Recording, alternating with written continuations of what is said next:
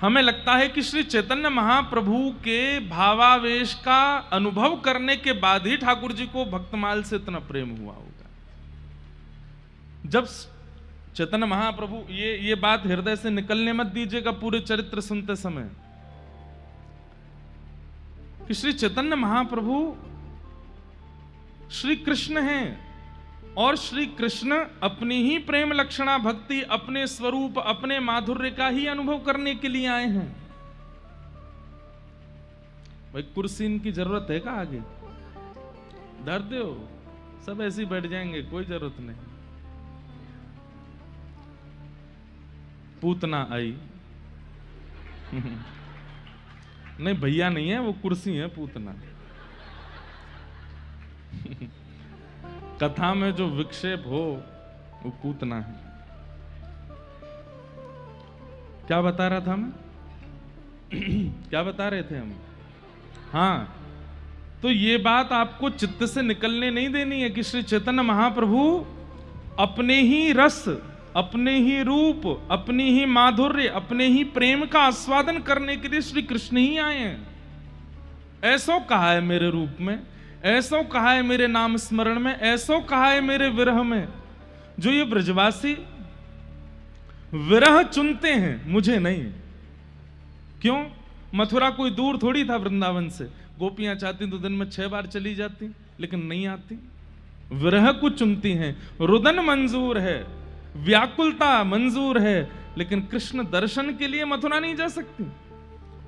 ठाकुर जी को तब से ही मन में ये बात है कि ऐसा क्या है इस विरह में, ऐसा क्या है इस व्याकुलता में। हुआ तो मेरी वजह से ही, पर ऐसा क्या है कि मुझसे भी अधिक प्रिय मेरा स्मरण हो गया। उसका आस्वादन करने के लिए श्री कृष्ण चैतन्य रूप में ठाकुर जी प्रकट हुए। और कल हम लोगों ने सुना, मेरे तो चित्त से वो भाव जा ही नहीं रहे हैं। हृदय भी किशोरी जी का है और कांति भी किशोरी जी की है, बस आए कृष्ण हैं। महाप्रभु जी का प्रादुर्भाव हुआ, बहुत विस्तृत चरित्र है महाप्रभु जी का। हम तो रात में 3 बजे तक पढ़ते हैं, पर सुबह उठते ही पढ़ने लगते हैं, ढूंढते हैं जहां जहां यत्र तत्र जो जो भाव मिलते हैं। क्योंकि कुछ भी इधर उधर बोल देंगे तो फिर संप्रदाय वाले हमको छोड़ेंगे नहीं, इसलिए हमको थोड़ा सोच समझ के निकालने पड़ते हैं। ये पहले नहीं थे ये संप्रदायों के ऐसी लड़ाई झगड़े आपस में, अब हो गए हैं, इसलिए सावधान होना पड़ता है। भाव तो केवल प्रेम का प्रादुर्भाव होना चाहिए किसी के भी चित्त में, आपके भाव से, आपकी वाणी से। आज हमने जो पद गाया, भैया ने कहा कि ये पद गाइए। मेरा मन था कि आज हम कोई वर्षा का पद गावें, पर आपने तुरंत बोले नहीं, मैं तो पहले ये वाला पद सोच के रखा। तो हमने राग वर्षा का लिया और पद गाया। तो मानो ऐसा लगा कि श्री ठाकुर जी ही किशोरी जी से कह रहे हैं कि आप ही मेरी सरदार हो, आप ही मेरी स्वामिनी हो, आप ही कृपा करके मुझे राधा भाव विहित करके भेजिए पृथ्वी पर। और श्री ठाकुर जी कृष्ण चैतन्य रूप में प्रकट हुए हैं। एक मीराबाई ने बहुत सुंदर पद गाया। अभी हमारा ऐसा भाव है कि अगर आज जहां तक पहुंचेगी, फिर आगे का चरित्र, पहले तो मन में सोचा कि फिर क्या करें, श्रीमद वल्लभाचार्य जी का चरित्र भी कहना।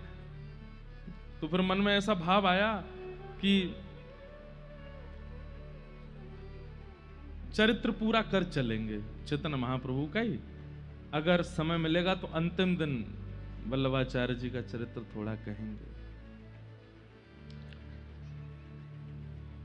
मीराबाई कहती हैं, जब चैतन्य महाप्रभु का दर्शन करती हैं, उसके बाद उनका भाव, अब तो हरि नाम लो लागी, अब तो हरि नाम लो लागी, सब जग को यह माखन चोरा, नाम धरो बैरागी। सबरी गोपीन को माखन चोरी कियो द्वापर में, और अब बैरागी बन के आ गए यहाँ पे। कृष्ण चैतन्य को देख करके मीराबाई गा रही हैं। पहले तो कैसे इनकी नटखट लीला, और आज देखो कैसे विरक्त भाव में बैठे हैं। और कहाँ छोड़ी वह मोहन मुरली, कहाँ छोड़ी सब गोपी, मूड मुड़ाए डोर कटी बांधी, माथे मोहन टोपी, अब तो हरि नाम लो लागी। मीराबाई पहचान गई कि साक्षात कृष्ण है। लीला देखो इनकी, कहां इतने नटखट, और अब देखो कैसे विरक्त बहन के घूम रहे हैं। मात जसोमती माखन कारण, बांध्यो जाके पांव, श्याम किशोर भय नव गौरा, चैतन्य जाको नाम, अब तो हरि नाम लो लागी। पीतांबर को भाव दिखावे, कटी को पीन कासे, पीतांबर को हमें भाव दिखावे। गौर कृष्ण की दासी मीरा, गौर कृष्ण की दासी मीरा, रसना कृष्ण बसे, अब तो हरि नाम लो लागी, अब तो हरि नाम लो लागी। ऐसे ठाकुर जी कितना सुंदर भाव लेकर के और कृष्ण चैतन्य बन करके आए। कल हम लोगों ने आचार्य वाणी से बधाई भी गाई थी। अब ये देखो, सरस माधुरी कुंज को, सरस कुंज को देखिए आप लोग। यहां सारे आचार्यों की बधाई मनाई जाती है, यहां पर संप्रदायवाद नहीं चलता। अरे हम लोग सबसे पहली बात तो मानव एक नहीं बन पा रहे, पर उसमें भी हिंदू एक नहीं बन पा रहे, उसमें भी जातियों में इतने बटे हुए, और अब ये और नया आ गया है कि संप्रदायों में और बट गए कि ये बड़े वाले हैं, ये छोटे वाले हैं, ये सहचरी वाले हैं, ये मंजरी वाले हैं, ये पार्षद वाले हैं। क्यों कर रहे हैं हम लोग ये सब? कहाँ सब कह रहे हैं एक हो जाओ, एक हो जाओ, और हम भक्तों में भी ये विभाजन चल रहा है कि ये अलग है, ये अलग है। हमारे मंच से हमारी कथा सुनने वाले सबको पता है, हमने किसी संप्रदाय को कभी भी ये नहीं कहा कि ये उचित नहीं है।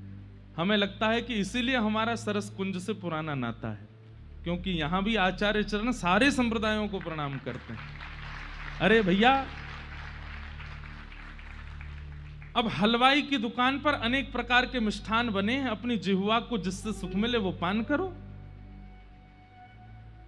अब उसमें ये थोड़ी है कि कलाकंद ज्यादा बढ़िया है, रसगुल्ला ज्यादा बढ़िया। ठीक है, कभी कभी एक बढ़िया ज्यादा होती है, पर फिर भी कभी कभी बदलते रहना चाहिए। कई लोग होते हैं उनको एक ही चीज बढ़िया लगती है, वो खुद भी बोरिंग होते हैं, उनके संग वाले भी बोरिंग होते हैं।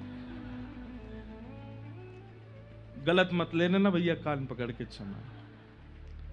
मतलब उनको रसगुल्ला ही खिलाते रहो, बस रसगुल्ला ही रसगुल्ला चाहिए, रसगुल्ला। अरे भाई, कलाकंद चक्के तो देखो, घेवर खाके तो देखो, रसमलाई देखो तो सही कैसी बनी है। नहीं नहीं, हमको तो बस रसगुल्ला दे दो। और फिर वो जान भी नहीं पाते कि इन सब मिष्ठानों का स्वाद कैसा। इसलिए सब आचार्यों को प्रणाम करो, सबके भाव सुनो, सब में आनंदित हो जाओ। चैतन्य महाप्रभु प्रकट हुए और सच्ची माता के पूज्य पिताजी आए और आकर के लाला का नक्षत्र आदि देख करके नाम रखा विश्वंभर। क्या नाम रखा? विश्वंभर नाम रखा। लेकिन विश्वंभर तो नाम हुआ, लेकिन आपका जब जन्म हुआ था तब वहां नीम का वृक्ष था, और जब तक नामकरण नहीं हुआ तब तक माताएं बहनें कुछ ना कुछ नाम रख ही देती हैं बालक का। इसलिए नीम वृक्ष के पास जन्म हुआ तो सब गांव के लोग आपको निमाई कह करके पुकारने लगे, और आपका बाल्य भाव में नाम निमाई हो गया। तो निमाई भी नाम है, विश्वंभर भी नाम है, लेकिन आप इतने गोरे थे इसलिए सब लोग आपको गौरांग कहते थे। गोरा अंग जिसका है वो गौरांग। गौर भी कहते, गौरांग भी कहते, गौरचंद्र भी कहते, क्योंकि जब इनका जन्म हुआ तब पूर्णिमा थी। अरे हमारे आचार्य चरण गौड़िया वैष्णव परंपरा के तो लिखते हैं, बंगला भाषा में है, मैं इसलिए अब ये कई अब कभी चैतन्य चरित्र अगर आप गौड़ियाओं से सुनेंगे तो बंगला भाषा के वो उनकी जो श्लोक भाव होते हैं वो सुनाएंगे भी तो और आनंद आएगा। अब हमसे बोलनी नहीं आती इतने। वे कहते हैं कि जब गौर चंद्र प्रकट हुए तो ग्रहण क्यों पड़ा? बोले चंद्रमा ने इसलिए स्वयं को राहु की ओट में छुपा लिया। बोले जब एक चंद्र पृथ्वी पर आ गए तो मेरा क्या काम? जब एक चंद्र का प्रादुर्भाव हो ही गया है तो फिर हम किसका? इसलिए ग्रहण पड़ा। अब वो संसार के लिए ग्रहण था लेकिन अंतरंग भाव तो ये था। इसलिए कोई गौर कहता है, कोई गौरांग कहता है, कोई गौरचंद्र कहता है, कोई गौर हरि कहता है। ऐसे हमारे चैतन्य निमाई, आपने 10 दिन तक मैया का दुग्धपान नहीं किया। कथा सुनिएगा, 10 दिन तक दुग्धपान नहीं किया। खूब प्रयास किए, खूब हंसते हैं, खेलते हैं, देखते हैं, लेकिन दुग्धपान नहीं। अब बालक दुग्धपान ना करे कैसे हो? तब अद्वैताचार्य जी, जिनका कल हम लोग सुन रहे थे, जिन्होंने 1.25 लाख तुलसी रोज चढ़ाते थे गंगा जी में, उनको बुलवाया गया। बोले कि एक बड़ी पीड़ा है। बोले बालक दूध नहीं पीता। तो श्री अद्वैताचार्य जी गोद में लेकर के बैठे हैं। तो मानसी में ही कृष्ण चैतन्य चित्त में गए और चित्त में जाकर के बोले, हे श्री अद्वैताचार्य जी, क्या बात है? बोले कि आप दुग्धपान क्यों नहीं कर रहे हो? तो ठाकुर कृष्ण चैतन्य बोलते हैं, मैं नाम प्रचार करने के लिए और कृष्ण प्रेम लक्षणा भक्ति प्रचार के लिए आया हूं। बोले तो आपने हमारी माताजी को मंत्र दीक्षा तो प्रदान कर दी पर नाम दीक्षा नहीं दी अभी। पहले इनको नाम सुनाओ, और जब इनके चित्त में नाम जाएगा और वह नाम जाकर के इनके चित्त को, इनके वक्ष को पवित्र करेगा, तब हम उसका पान करेंगे। तब नाम दीक्षा प्रदान की। हरे कृष्ण कृष्ण कृष्ण हरे हरे, हरे राम राम राम हरे हरे।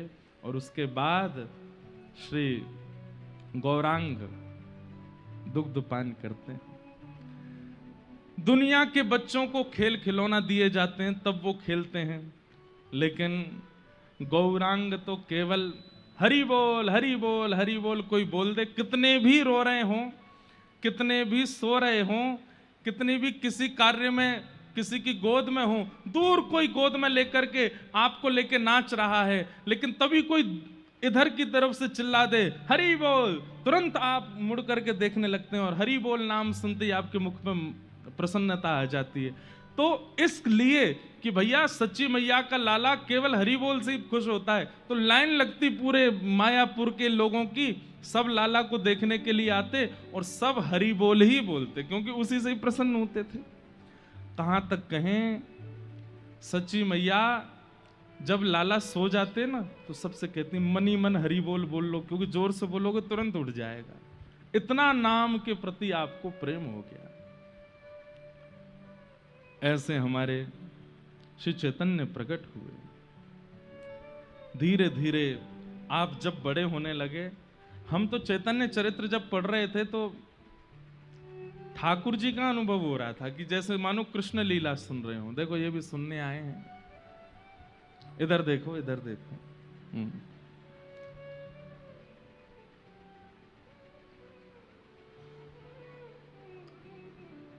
वो सुनने आए हैं, हमें देखते रहो आप बस चुपचाप। इधर देखो, यहां देखो। हाँ, तो श्री कृष्ण चैतन्य निमाई लाला धीरे धीरे बड़े होने लगे, और जैसे ही आप थोड़े बड़े हुए, करताल बजाना सबसे पहले सीखा। जैसे हमारे श्री ठाकुर जी ने प्रकट होने के बाद सबसे पहला शब्द अपने मुख से क्या बोला? गैया। ऐसे ही श्री निमाई लाला ने सबसे पहला शब्द हरि बोल, सबसे तुतला के बोलते हैं हरि बोल, सबसे पहले हरि बोल शब्द का उच्चारण किया है मुख से। और महाराज जी कम ऊधमी नहीं है, ठाकुर जी से दुगुने ही ऊधमी है। ठाकुर जी तो आए हैं। श्री राधा भाव तो बाद में प्रकट होगा, पहले कृष्ण भाव को तो प्रकट कर लें। इतना ऊधम मचाया है श्री निमाई लाला ने, हम तो पढ़ के इतने आनंदित हुए, देख करके इतना सुख मिला। तो माता और पिताजी को कभी कभी कई अद्भुत अनुभव होते थे। पहला अनुभव, पुष्प की सुगंधी आने लगती थी अनायास ही घर में। आसपास कोई वृक्ष नहीं है, कोई पौधा नहीं है, कोई पुष्प नहीं है, फिर कहां से सुगंधी आती? कभी चंदन की सुगंधी आने लगती, कभी कभी ऐसा लगता कि कोई वीणा बजा रहा है, कोई वंशी बजा रहा है, कोई मधुर तान छेड़ रहा है, कोई अलाप लगा के गा रहा है, ऐसी सुंदर ध्वनि आती। आप दोनों जाकर के बाहर देखते तो कोई नहीं दिखाई देता।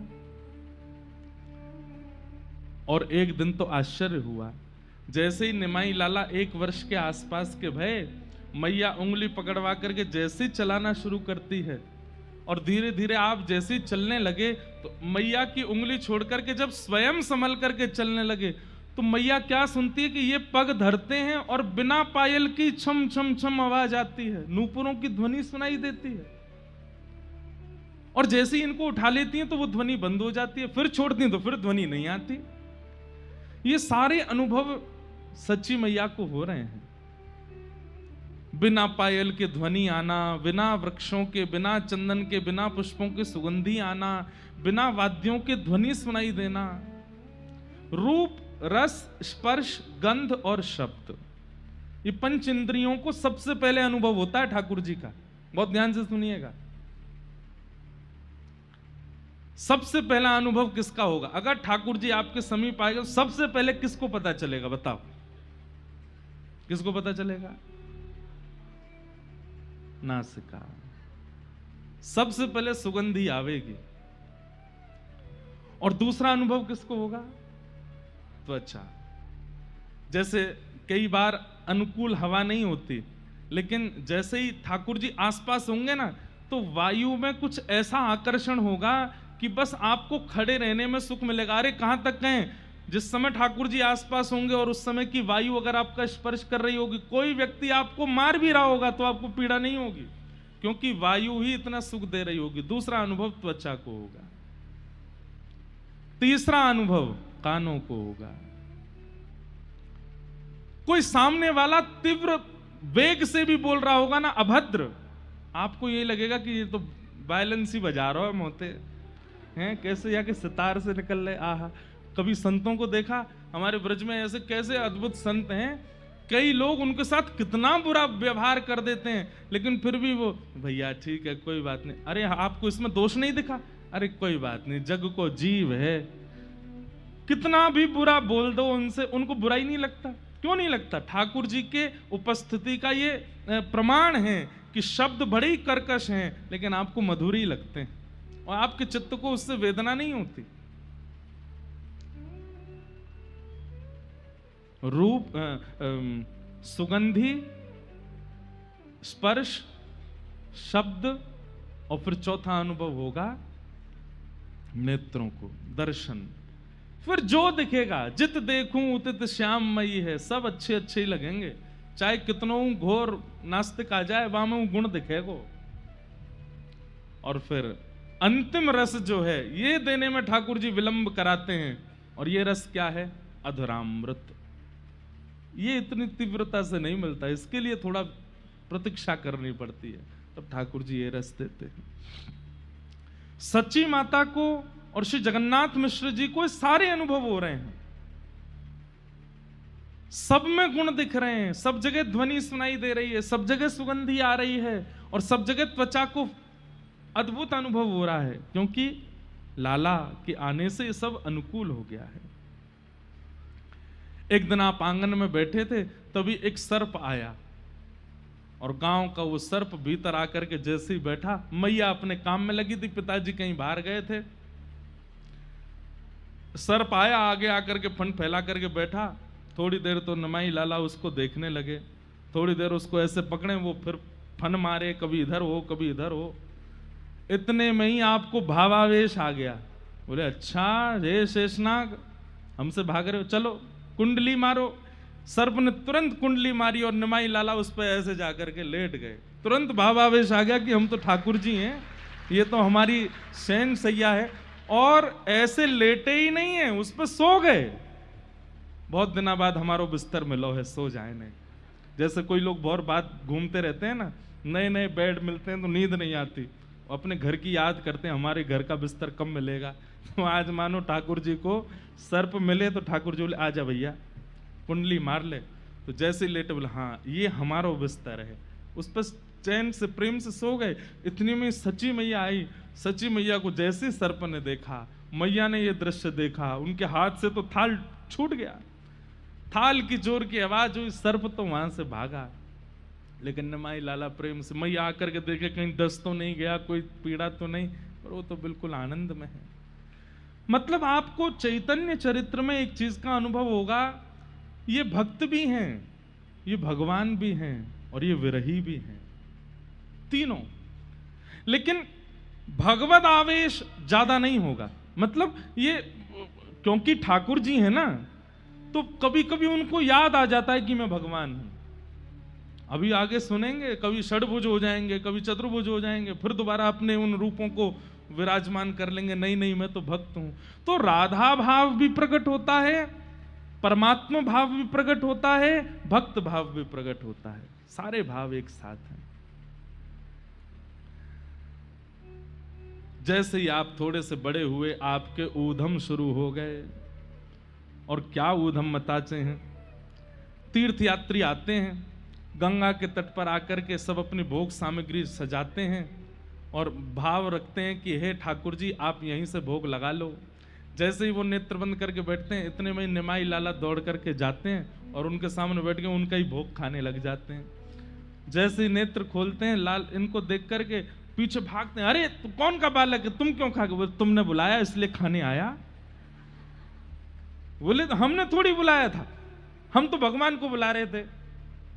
अब ये तो चरित्र में नहीं लिखा, लेकिन मुझे ऐसा लगा कि श्री कृष्ण चैतन्य जी बोल गए होंगे हम ही तो जय जय हैं, हम तो आमेंगे, जय जय हम ही तो हैं। तो कभी तीर्थ यात्री आ जाते हैं, सच्ची मैया से आकर के शिकायत करते हैं, बोले मैया ये अपने लाला को संभालो। गंगा घाट पे पंडा पुरोहित आ जाते हैं, बोले तीर्थ यात्रियों का प्रसाद खा जाता है, किसी के चना खा गए, किसी के चनौरी खा गए, किसी के पेड़ा खा गए। मैया समझाती हुए लाला घर में कोई कमी, तुम काय को गंगा जी पे जाते हो, वहां जाके क्यों खा जाते हो? अब नहीं खाऊंगा मां। कभी आप जाते हैं और मिट्टी में गंगा जल घोल करके और उससे 12 तिलक लगा लेते हैं और सिर पर तिलक आदि लगा करके सब जगह तिलक आदि अर्प करके और तुरंत बिल्कुल सन्यासियों का सा वेश बना लेते हैं और फिर भिक्षा याटन करते हुए घूमते हैं और सब जगह भिक्षा मांगते मांगते अपने ही द्वार पे आ जाते हैं। अरे माँ तेरा भला होगा, भिक्षा दे दो। मैया निकल करके आती है, बोले अरे लाला तू ये कहा करे। ऐसे सब अभिनय करते हैं। कभी मटकी उठा लेते हैं और मटकी उठा करके दोनों तरफ से मटकी बजाते हैं और फिर खूब प्रेम से कीर्तन करते हैं। आपके भी कई सारे सखा हो गए, उन सखाओं को लेकर के खूब आनंद से आप कीर्तन, आहा पूरे मायापुर में आनंद की बहार आ गई है। जैसे वहां गोपियां उल्हाने लेकर के आती हैं यशोदा मैया के यहाँ, ऐसे यहाँ पे भी उल्हाने आते हैं। लेकिन उल्हाने लेकर के आते हैं, जैसे ही गौर हरि को देखते हैं भूल जाती हैं क्या उल्हाना देना था, भूल जाती है। मैया से कुछ कह ही नहीं पाती। मैया कहती हैं कोई काम था, दाल भात दे दो मैया। बात खत्म हो गया घर पे।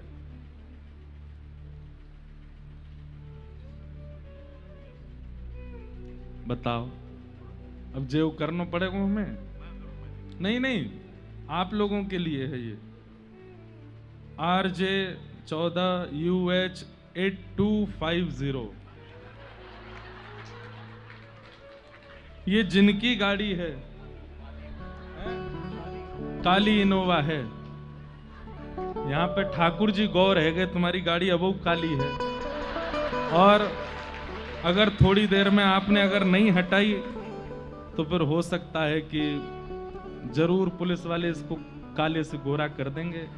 इसलिए जिनकी ये इनोवा गाड़ी है 8250 काली इनोवा, हम देखेंगे नहीं आपको, चुपचाप उठ के चले जाओ। हाँ भाई कोई कुछ कहना नहीं, जाओ हटा लो। लो भाई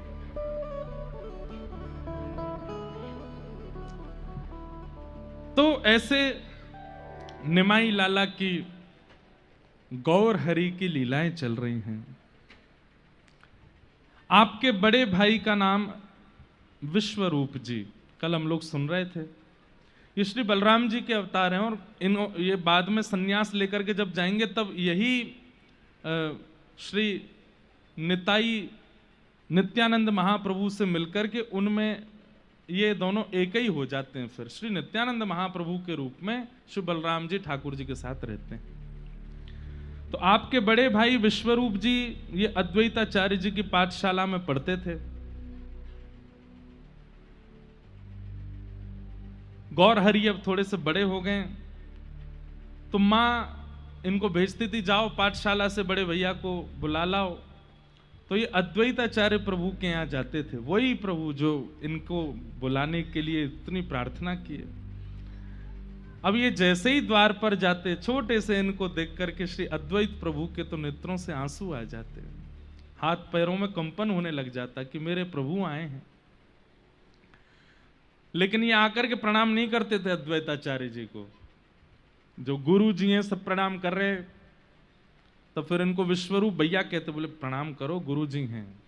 तो जैसे ही प्रणाम करने के लिए, बाकी सब बालकों का प्रणाम अद्वैत प्रभु स्वीकार करते, लेकिन जैसे ही ये प्रणाम करते तो श्री अद्वैत प्रभु उठा लेते, नहीं नहीं आप तो खड़े ही रहो सामने। बोले हम पहले ही नहीं कर रहे थे, भैया करवा रहे हैं। ऐसी इतने इतने उधम किए हैं श्री गौरांग प्रभु ने, खूब आनंद। तब बोले माँ बुला रही हैं आपको, जल्दी चलो। विश्वरूप बोले अभी तो पाठशाला का समय पूरा नहीं हुआ, फिर क्यों बुला रही हैं? बोले चलो।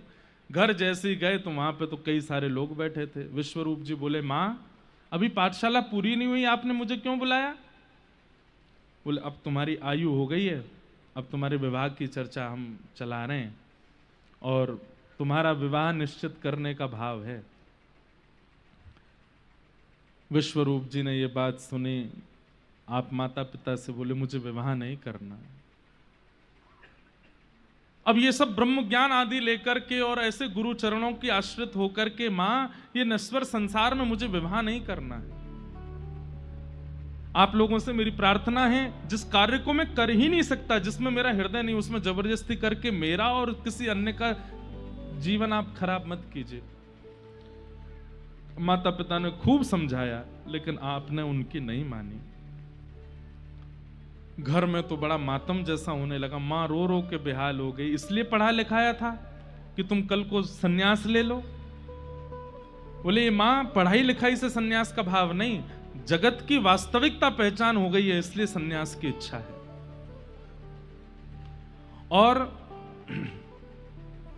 श्री विश्वरूप जी सन्यास लेकर के घर से चले गए, विवाह नहीं किए। अब यहां विश्वरूप जी का तो जाना हुआ, घर में माँ इतना रोती है, पिताजी इतने परेशान रहते हैं। तब गौरांग जाते हैं और जाकर के मैया की गोद में कहते हैं, मैया जितनी कामनाएं बड़े भैया से आपको थी वो सब मैं पूरी कर दूंगा, आप ऐसे रो मत, मैं हूं ना आपके पास, मैं आपकी सेवा करूंगा, मैं आपके पास रहूंगा। उनसे थोड़ी सांत्वना होती। अब गौर हरि जाने लगे पढ़ने के लिए विद्यालय। अब पढ़ाई से जो आने का समय, उसमें कभी एक आध घंटा ज्यादा लग जाता तो मैया को इतनी चिंता होती। मैया बोली बड़ा बेटा जैसे पढ़ लिख करके चला गया, कहीं ये छोटा वाला भी नहीं चला जाए। उन्होंने एक दिन जगन्नाथ मिश्र जी से बात की, बोले कि इसका विद्यालय भी बंद करा दो, ये भी चला जाएगा नहीं तो हमको छोड़ छाड़ के। और श्री गौर हरि जी का विद्यालय वहीं रुकवा दिया। उन्होंने पूछा आप मुझे विद्यालय क्यों नहीं जाने देते? बोले नहीं बस हो गई पढ़ाई, जितना तुमको जरूरत थी उतना तुम पढ़ लिए, इससे ज्यादा की आवश्यकता नहीं है। खूब कहा माता पिता को, खूब समझाया कि आप मुझे जाने दीजिए विद्यालय पढ़ने के लिए, लेकिन माता पिता नहीं माने। तो भैया हैं तो आचार्य चरण ना, कई बार बातों से नहीं समझाते तो करके समझा देते हैं। इतने में आपने क्या किया, ध्यान से सुनना। अपने एक सखा को बुलाया और सखा के कंधा पे हाथ धरा और बोले मैं अब अंधे का अभिनय करूंगा, तुम मेरे को मार्ग दिखाओ। और उसके कंधे पे हाथ धर के बोले अब तुम चलो। बोले जाना कहाँ है? बोले घर घर चलेंगे, भीख मांगेंगे। अपने सखा के कंधा पे हाथ धर के हर घर के बाहर, मैया तेरा भला होगा, कुछ भिक्षा दे दो मैया। तो आकर के वो जैसी मैया देती, स्वयं गौर हरि तो अंधे का अभिनय करते हैं और अपने सखा, मैया मैं अंधा हूं, मुझ पर कृपा करके आपने दी, पर मेरी नेत्र तो इसके पास, इसको भी कुछ दे दो, उसको भी प्रदान करो। ऐसे पूरे गांव में सब जगह जाकर के भिक्षा मांगे और भिक्षा मांगते मांगते अपने ही घर पहुंच गए। अरे भगवान के नाम पे दे दो, दो बेचारे गरीब ब्राह्मण आपके द्वार पर आए हैं, कुछ लेकर के आओ। सच्ची मैया ने जैसी आवाज सुनी तुरंत जगन्नाथ जी के पास गई, बोले कुछ दीजिए, भिक्षुक आए हैं द्वार पर, कुछ दे दें, ब्राह्मण हैं बेचारे। आप खूब सारा कुछ अन्न सामग्री आदि लेकर के आई। बाहर आकर के देखा तो वो तो गौर हरि निमाई लाला है। आंख बंद करके वो कह रहे मैया भगवान के नाम पे दे दो, कुछ तो दो मैया। मैया ने आकर हे निमाई क्या करते हो ये, और ये क्या कर रहे हो, कौन सा अभिनय कर रहे हो? मैया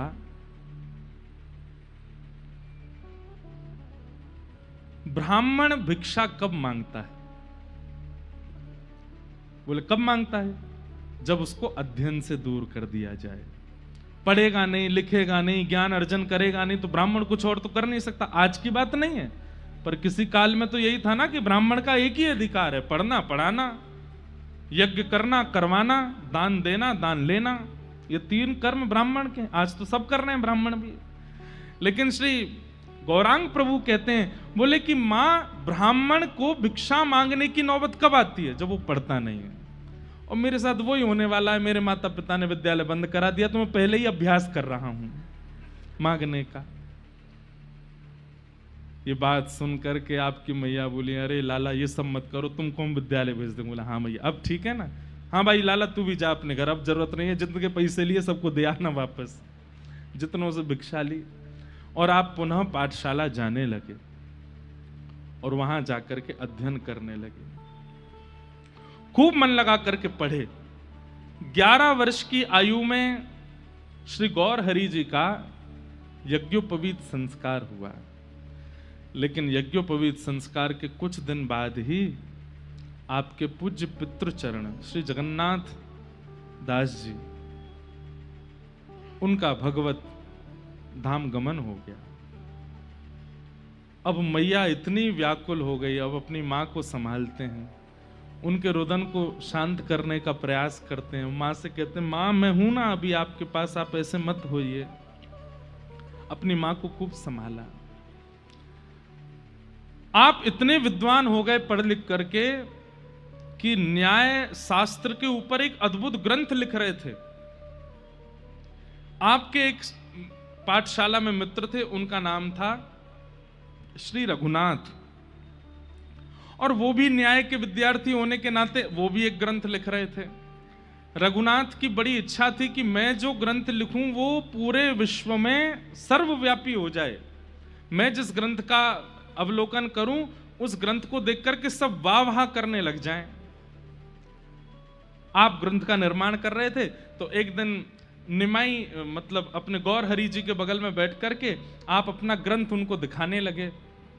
तो श्री चैतन्य महाप्रभु ग्रंथ देखने लगे और बड़े प्रसन्न हो रहे थे। तभी रघुनाथ ने कहा तुम्हारे बगल में जो ये किताब रखी है ये क्या है? तो श्री गौर हरि जी बोले मैं भी न्याय पर एक ग्रंथ लिख रहा हूं, ये वो है। अच्छा मुझे दिखाओ। तो जैसे ही रघुनाथ ने वो ग्रंथ देखा, ग्रंथ के पहले पृष्ठ को पढ़ते ही उसको अपना पूरा ग्रंथ सूक्ष्म लगने लगा, रोने लगा, दुखी हो गया बेचारा। गौर हरि बोले आप इतने परेशान क्यों हो गए? मेरा ग्रंथ पढ़ के अच्छा नहीं है? बोले नहीं, मैं तुमको छुपाना नहीं चाहता, मैं सत्य बताऊं तो मैं ऐसा ग्रंथ लिखना चाह रहा था जो कोई और लिख ही नहीं सके, पूरे विश्व में मेरे ग्रंथ की ख्याति हो जाए। पर तुम्हारा ग्रंथ पढ़ करके तो मुझे अपने ग्रंथ बहुत सूक्ष्म लग रहा है। ये सुनते ही अपने मित्र के नेत्रों में आंसू देखते ही श्री चैतन्य अपना ग्रंथ उठाते हैं और जाकर के गंगा जी में प्रवाहित कर देते हैं। बोले मेरे ग्रंथ को गंगा जी में रहने दो, तुम अपने ग्रंथ को अवलोकन करो, उसका खूब श्रेष्ठ बनाओ। ये दया भावना देख करके इनके जो मित्र रघुनाथ थे वो बहुत रोए, हृदय से लगा लिया, तुम कितने करुणा है तुम्हारी चित्त में, ऐसे आपकी सुंदर भावना रहती थी। अब धीरे धीरे पठन पाठन तो पूरा हो गया, आप पाठशाला में पढ़ाने लगे। और ये तो होता ही है कि बालक जैसे ही अध्ययन से निवृत्त होता है, माता पिता फिर बस उसको दूसरी चीज में डालना चाहते हैं, इसका ब्याह करो। निमाई लाला का अध्ययन पूर्ण हो गया, उसी पाठशाला में आप पढ़ाने लगे बालकों को। माँ ने सोचा कि अब ये भी चला जाता है, पिताजी हैं नहीं है, बड़े भाई घर छोड़ के चले गए, मैं अकेली रहती हूं, अब इसका ब्याह करा देते हैं। तभी एक वल्लभ नाम के बड़े कुलीन विप्र रहते थे, उनकी पुत्री थी जिनका नाम श्री लक्ष्मी था।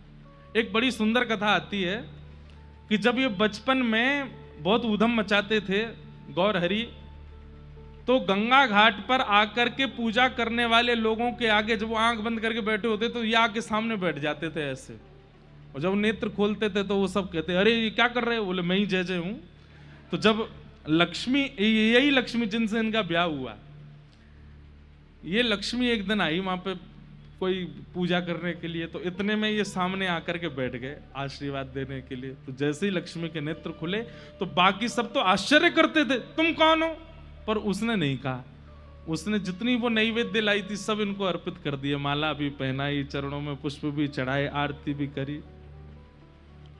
तो गौर हरि बोले तुमको आश्चर्य नहीं होता? बोले किस बात का? बोले सब मुझसे पूछते हैं कि तुम कौन, तुम हमारे भगवान के स्थान पर क्यों बैठे हो, तुमने नहीं पूछा। बोले भगवान के स्थान पर भगवान ही तो बैठते हैं, आप भगवान ही हो, इसलिए मैंने नहीं पूछा। तो ये इतने प्रसन्न हो गए, इन्होंने छोटे से हैं अभी, सिर पे हाथ धर के कहा भगवान जैसे स्वरूप वाले एक महापुरुष से तुम्हारा ब्याह होगा, मेरा आशीर्वाद है। आशीर्वाद देते थे। एक जगह तो ऐसा भी वर्णन है, जो घर के बालक पूजा पाठ नहीं करते थे उनके घर पे जाके शाप और देते थे उनको, तू बड़ा होगा तेरी पत्नी देखियो एक आंख से नहीं दिखेगा उसको, क्यों, वो तू पूजन ही नहीं करता, भजन नहीं करता। बड़ी सुंदर लीला है श्री गौर हरि की। तो आज उन्हीं श्री वल्लभ जो ब्राह्मण थे उनकी कन्या श्री लक्ष्मी के साथ आपका विवाह हुआ।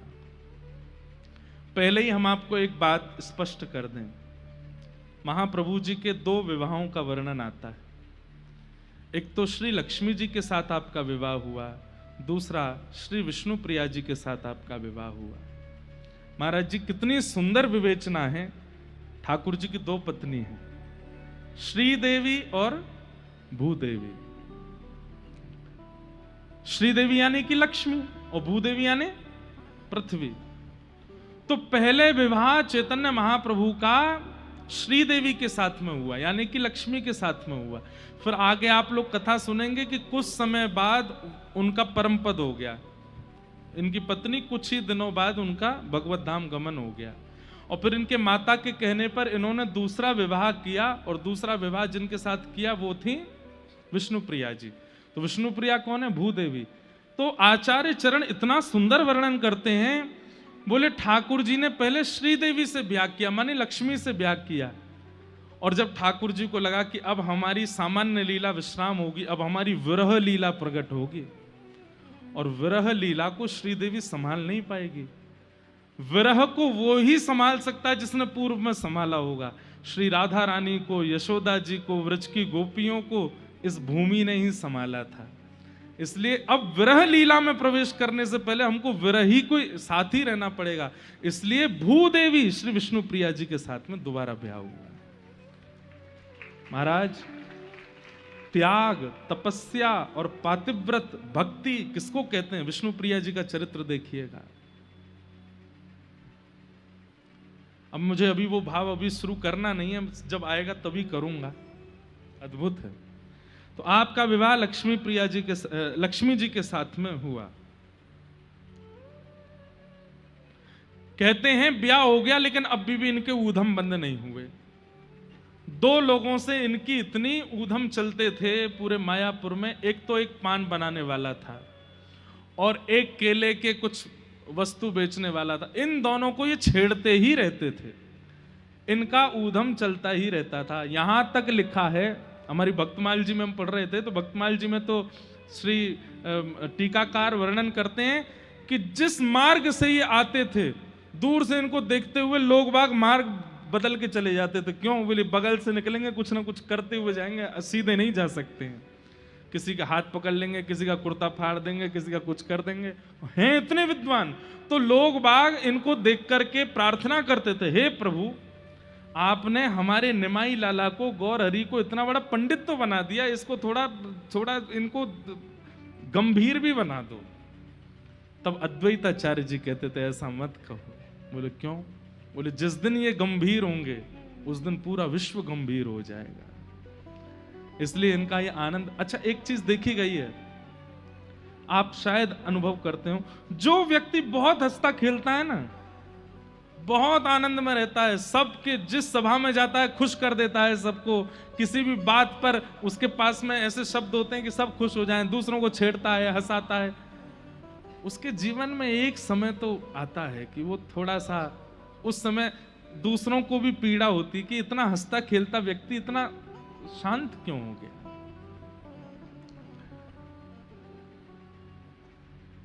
गौर हरि का स्वरूप ऐसा ही है।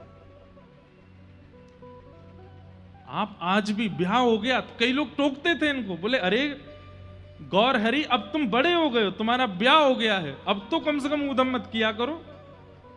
लेकिन ये नहीं मानते थे, फिर भी उधम करते थे, खूब आनंद करते थे।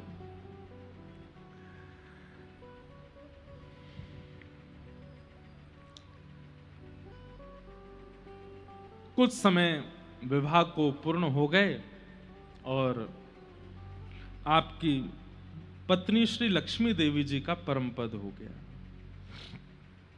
भगवत विरह में उनका परम पद जब हुआ तो आप बहुत व्याकुल हो गए, लेकिन आप मनी मन जानते थे कि यह होना था, क्योंकि अब जब मैं विरह भाव में प्रवेश करूंगा तो मेरी स्थिति देख करके इनका परम पद होता, तब मुझे ज्यादा पीड़ा होती। ये मेरी स्थिति सह नहीं पाती, इसलिए इनका जाना आवश्यक था। मां बहुत व्याकुल होने लगी, बड़ा बेटा भी चला गया, पतिदेव भी चले गए, बहू आई, बहू भी चली गई। गौर हरि हृदय से लगाते बोले, ना मां, सब मंगल होगा, आप चिंता मत करो, सब मंगल में होगा। तभी मायापुर में एक सनातन मिश्र नाम के ब्राह्मण रहते थे, उनकी कन्या जिनका नाम था विष्णुप्रिया। ये विष्णुप्रिया जी महाप्रभु चैतन्य से 10 वर्ष छोटी थी, और ऐसा वर्णन करते हैं कि जब इनका जन्म हुआ तब महाप्रभु चैतन्य कितने वर्ष के थे? 10 साल के। तो उनका तो काम ही यही था कि मायापुर में कोई भी बालक जन्म लेता था, सबसे पहले बधाई गायन करने के लिए यही जाते अपनी टोली लेके। जैसे ही सनातन मिश्र के यहां पर लाली ने जन्म लिया, घंटे घड़ियाल बजने लगे, सब लोग बधाई बधाई कहने लगे। ये गंगा जी के तट पर अपने सखाओं के साथ बैठे थे, तभी इन्होंने सुना ये आवाज कहां से आ रही है। बोले अरे एक सनातन मिश्र हैं, उनके यहां लाली हुई है। आप सब सखाओं के साथ दौड़ करके गए। आप गए तो इसलिए थे कि चना चनौरी मिलेंगे खाने को, आप गए तो इसलिए थे कि मेवा बाटी कुछ मिलेगी। और जैसे एक छोटा बालक जन्म लेता, थोड़े बड़े बालक होते हैं, बड़े उसको आश्चर्यजनक होकर के देखते हैं, ये कैसे हाथ हिला रहा है, ये कैसे चरण हिला रहा है। तो छोटे से महाप्रभु जी 10 वर्ष की अवस्था में गए, और सनातन मिश्र जी ने जब इन बालकों को देखा तो उनको सबको भीतर बुलाया और पलना के पास लेकर बोले ये रही लाली। तो चारों तरफ खड़े होकर के सब बालक देख रहे थे, कोई ताली बजा रहा है, कोई चुटकी बजा रहा है, लाली को खिला रहे। चैतन्य महाप्रभु अपने होने वाली बहू को ही खिला रहे। सोचो। आचार्य चरण कहते हैं, बोले रामावतार में सीता जी का जन्म जनकपुरी में और श्री राघव जी का जन्म अयोध्या में, कृष्णावतार में किशोरी जी का जन्म बरसाने में और लाला का जन्म गोकुल में। लेकिन चैतन्य महाप्रभु के अवतार के समय महाप्रभु जी का जन्म भी मायापुर में और श्री विष्णुप्रिया जी का जन्म भी मायापुर में। सीता जी के तो पता नहीं बधाई में राम जी गए थे कि नहीं, पर किशोरी जी की बधाई में तो गए थे। 1 साल के लाला गए थे, मैया इन्हीं कोई न्यौछावर कर आई थी। पर तब इनके मन में आया कि नहीं, अगली बार जब हम कृष्ण चैतन्य बनकर के आएंगे तब तो हम बधाई गाएंगे। और महाराज नाच नाच करके, ठुमक ठुमक करके अपने सास ससुर के साथ नाचे, खूब आनंद किया। लाली भैया बधाई हो, आनंद भयो। बाद में जब कुछ समय फिर तो आगे लीला पूरी हो गई, आपकी पत्नी का देहावसन भी हो गया, कुछ वर्ष निकल गए। एक दिन माँ ने कहा कि मैंने अब तुमको ब्याह करना है, तो आपने मना किया, नहीं माँ अब ब्याह नहीं करना। बोले मेरे ऊपर विचार करो, बस अपना विचार करोगे। तो आपने कहा ठीक है, आज्ञा करो, किससे करना है? बोले एक सनातन मिश्र जी हैं, उनकी लाली से। तो महाप्रभु जी बोले उस लाली की बधाई गाने में तो मैं ही गया था, वहां तो मैं अपने सखाओं के साथ गया था। बोला हाँ, उन्हीं की लाली से ब्याह करना है। और श्री महाप्रभु जी का विष्णु प्रिया जी के साथ में विवाह हुआ, आनंद से विवाह हुआ।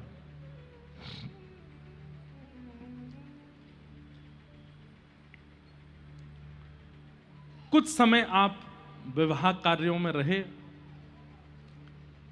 3 महीने व्यतीत हो गए थे विवाह को, और तब आपके मन में आया कि मुझे पितृ कार्य पूर्णता के लिए अब गया जी जाना चाहिए। बहुत सावधानी से सुनिएगा। जैसे भगवान कृष्ण की लीला 3 भागों में बटी है, बाल लीला, फिर उसके बाद अपनी मथुरा लीला और फिर द्वारिका लीला, ऐसे ही श्री चैतन्य महाप्रभु की लीला भी 3 भागों में। तो बाल लीला और आनंद की लीला तो विश्राम हो रही है, अब यहां से विरह लीला प्रारंभ होगी। सर्वप्रथम आपको विरह आवेश कब हुआ? आपने अपनी माताजी से आज्ञा मांगी कि मां, मुझे पितृ कार्य करने के लिए, पिंडदान आदि करने के लिए अब गया जी जाना है, आप आज्ञा दें। आप पाठशाला में पढ़ाते थे और पाठशाला में जितने बालक थे वो बालक भी इनके साथ जाने को तैयार थे। तब मां ने कहा कि आप अकेले मत जाओ, हो तो बालक ही आप, और बड़े चंचल और हो, इतनी दूर जाओगे कैसे चलेगा? तो आप साथ में अपने मौसा जी को लेकर के जाओ, जो कि गुरु रूप भी थे, जिनका नाम था चंद्रशेखर जी। और आप अपने सब शिष्यों के साथ, चंद्रशेखर जी के साथ श्री गया जी की यात्रा पर निकले।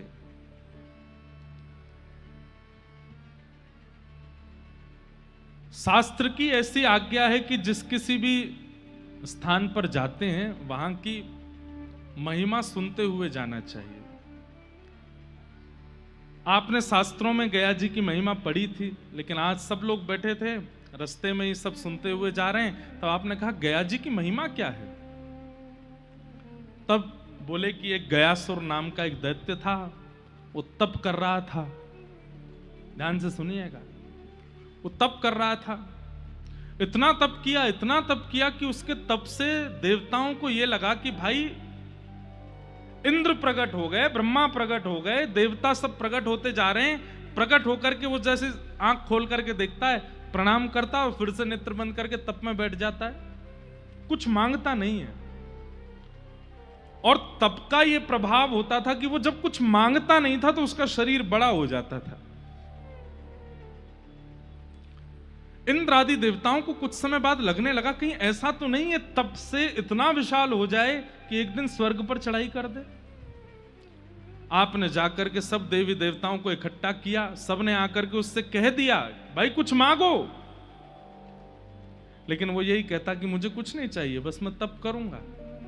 अब तो देवताओं को और लगने लगा कि निश्चित ही हम लोगों पर आक्रमण करने के लिए कर रहा है। एक कथा याद आई, हमारे वृंदावन में एक महात्मा थे और ज्यादा पुरानी कथा नहीं है। उन्होंने दीक्षा ग्रहण करने के बाद अपने गुरुदेव से कहा कि गुरुदेव मुझे आज्ञा दीजिए, मैं क्या करूं? तो गुरुदेव ने कहा भांडीर वन चले जाओ। और भांडीर वन सबको पता है ना, भांडीर वन, यमुना पार भांडीर वन जाओ और वहां जाकर के जो गुरु ने आपको, हमने जो मंत्र दिया है इसका अखंड माला करो। बोले कब तक करें? और जब तक प्रिया प्रियतम प्रकट ना हो जाए तब तक करो। गुरु जी ने भी ऐसी आज्ञा दी, जो आज्ञा।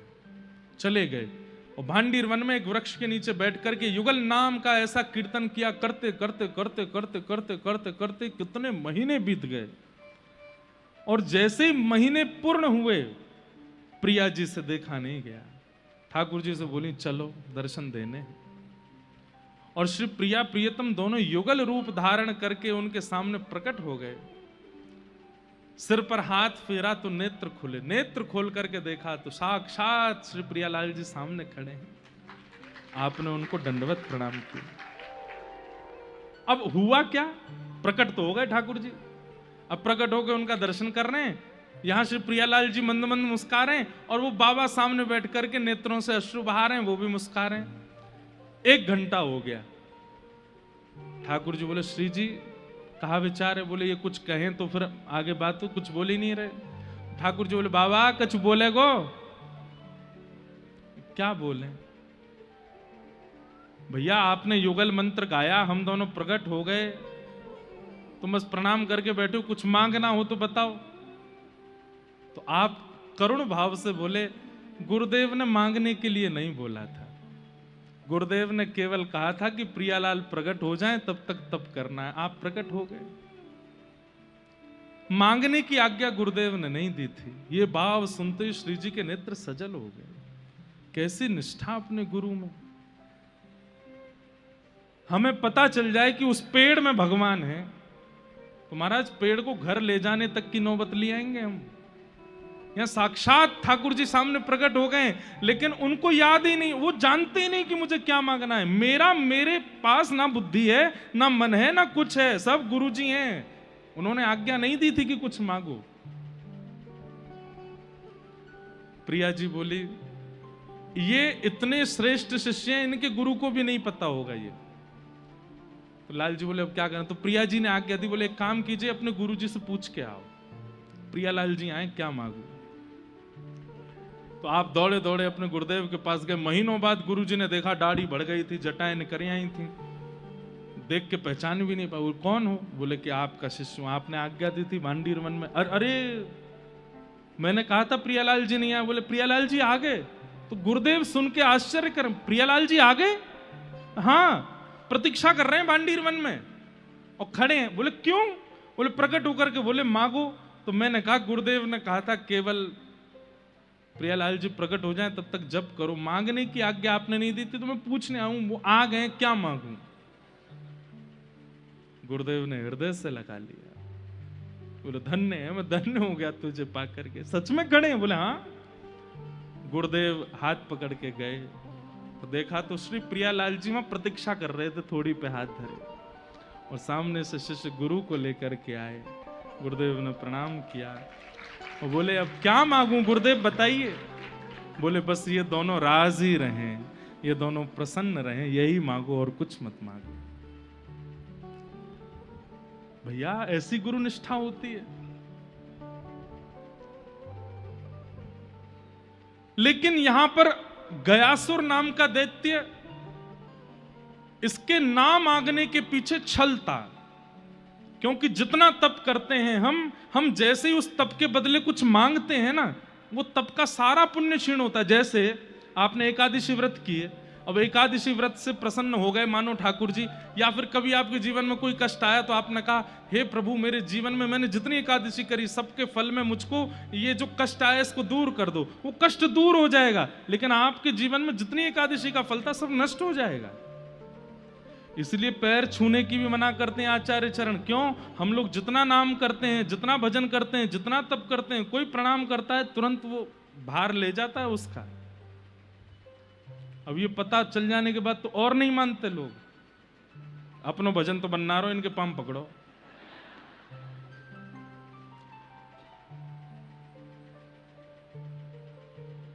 गयासुर ने भजन बंद नहीं किया, करता रहा। तब अंत में जाकर के ठाकुर जी को आना पड़ा। और ठाकुर जी सब देवताओं ने कहा इसका शरीर बढ़ता जा रहा है, कुछ दिनों में ये स्वर्ग तक आ जाएगा और जब ये विशाल हो जाएगा फिर इससे कौन युद्ध करेगा, नाथ इसको रोकिए यहीं पर। अनेक प्रयास कर, ठाकुर जी ने कहा 33 कोटि देवता चढ़ जाओ इस पे, इसका शरीर अब नहीं बढ़ेगा। सब चढ़ गए फिर भी उसका शरीर रुका नहीं। अंत तो गत्वा वही हुआ क्या, ठाकुर जी को अपना चरण उसके सिर पर रखना पड़ा और जैसे ही ठाकुर जी ने अपना शरीर, अपना चरण उसके सिर पर पधराया, तुरंत उसका शरीर वहीं रुक गया और फिर दोबारा छोटा होने लगा और होते होते होते होते वो पूरा फैल गया नीचे, मतलब बिल्कुल समाविष्ट हो गया। प्रकट होकर के उसने ठाकुर जी से कहा कि नाथ बस मैं यही चाह रहा था कि आप अपने चरण कमल प्रदान करें। भगवान बोले कुछ मांगो। बोले कुछ नहीं चाहिए। बोले आपके चरण कमल बड़े अद्भुत हैं लेकिन सबको प्राप्त नहीं होते, आप बस एक वरदान दे दीजिए। बोले क्या? जो कोई भी यहां आवे और आकर के अपने पितरों का पिंड दान करे या तर्पण करे तो श्री चरण आपके इस भूमि को प्राप्त हो गए हैं। यहां पर कहीं भी बैठ करके भी पितरों का स्मरण करके कुछ अर्पण कर दिया जाए तो उनको मुक्ति मिल जाए। ठाकुर जी बोले तथास्तु। ये कथा गया की सब सुन रहे थे, चैतन्य महाप्रभु भी भाव से बैठ करके सुन रहे थे। जैसे सुने कि इस भूमि को चरण मिले हैं तो सोचिएगा चैतन्य महाप्रभु क्या सोचने लगे। बोले कि गयासुर को कितने चरण चिन्ह मिले थे, तब आपके साथ में जो आचार्य चरण चल उनके एक ही बार चरण रखा था बस ठाकुर जी ने, तो आपके नेत्रों से अश्रु आने लगे। एक बार चरण पड़ने पर इस भूमि की ये महिमा हो गई। उस वृंदावन में तो ठाकुर जी नृत्य किए हैं, उस वृंदावन में तो ठाकुर जी कूदे हैं, उस वृंदावन में तो डोले हैं, गिरिराज जी पर चढ़े हैं, यमुना जी में गए हैं, कोने कोने में जाकर के अपने चरण चिन्ह अंकित किए हैं। वो वृंदावन कैसा होगा? जो पूरा वृंदावन कृष्ण चरणों से अंकित है, उस वृंदावन की स्थिति कैसी होगी?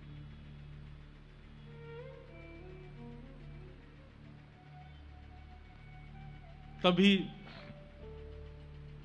गया जी के मार्ग में ही एक पर्वत था और उसी पर्वत पर भगवान के चरण चिन्ह अंकित थे।